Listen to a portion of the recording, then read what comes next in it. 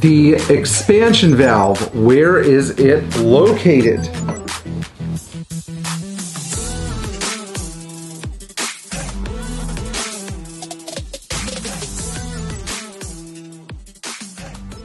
So in our last video, the expansion valve was the main topic of discussion. We talked about how they work and what they do.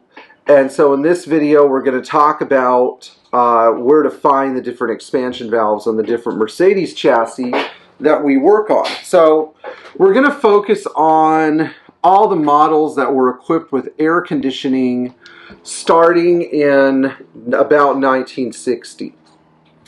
First and foremost, the expansion valves on the 111, 112, and W110 cars were located in the cabin behind the giant Frigiking AC unit. This means that the expansion valve is located behind that giant Frigiking unit under the passenger side floor, and it's fairly easy to get to.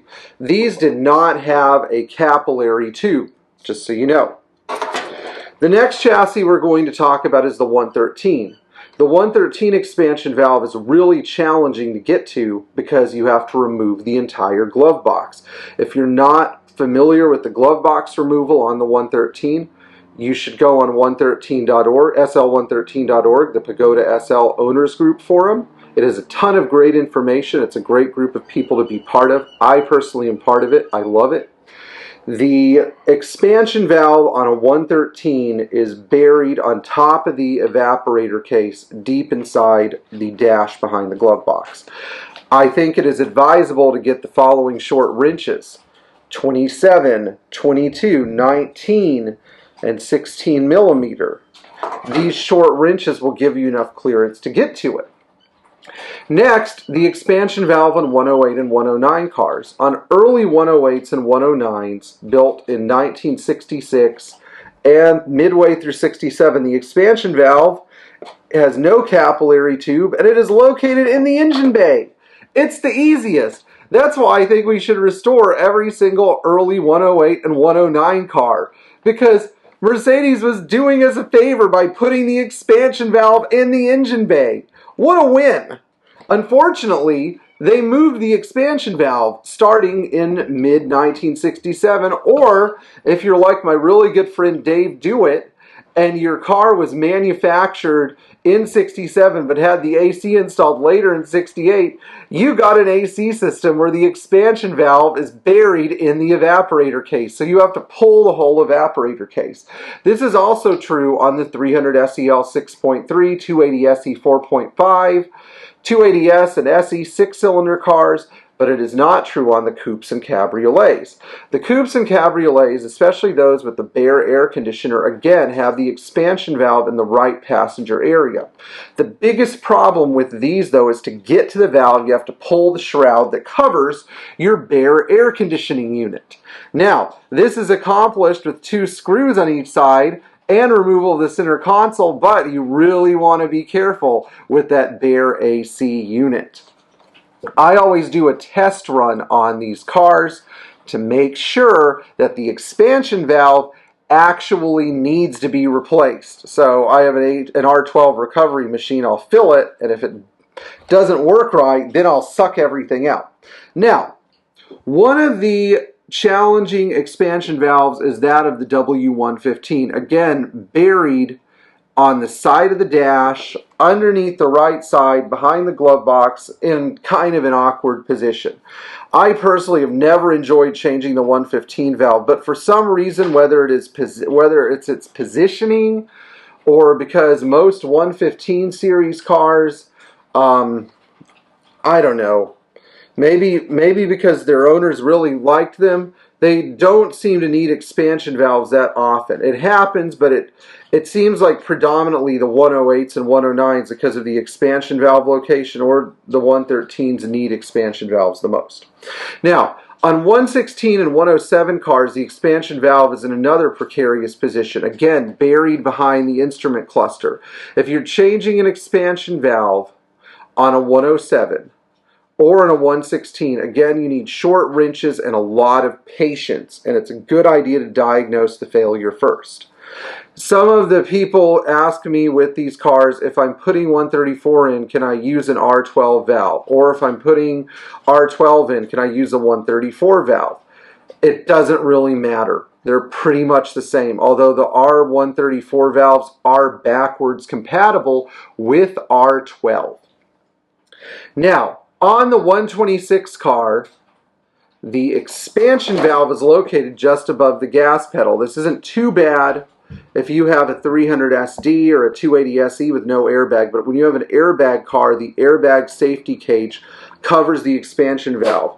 Get a kneeling pad, you're going to be in there for a while. On the 123, again, the expansion valve is super accessible. This is one of the reasons I like 123s, because the expansion valve is on the right side of the dash, underneath just in front of the heater case. It's so easy to get to.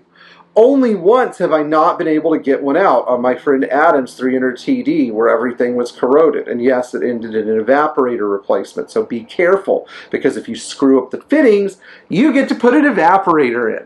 And everybody loves putting in evaporators. The next car that we're going to look at is the 124 and 201. These expansion valves are located in a tight position underneath the front windshield area, next to, on the left of the heater case. Not only do you get to remove a tight fitting 6mm nut and take both of the AC hoses loose and make sure they line up precisely, but through the middle of the valve are two easily strippable 3mm Allen screws. And if you can't get these two 3mm Allen screws out, you are in a bleep, bleep, bleep ton of trouble, because there's no easy way to get to them. I can only think that you'd have to pull the engine partition. Finally, if you have a G-Wagon with air conditioning, particularly a later W463, these also use a 124 style expansion valve, but praise the Lord, they located them under the driver's side of the dash, where they are much, much, much easier to get to, and you don't have to suffer nearly as much to get to them. I don't think I've forgotten any chassis. Oh wait, I forgot the W100.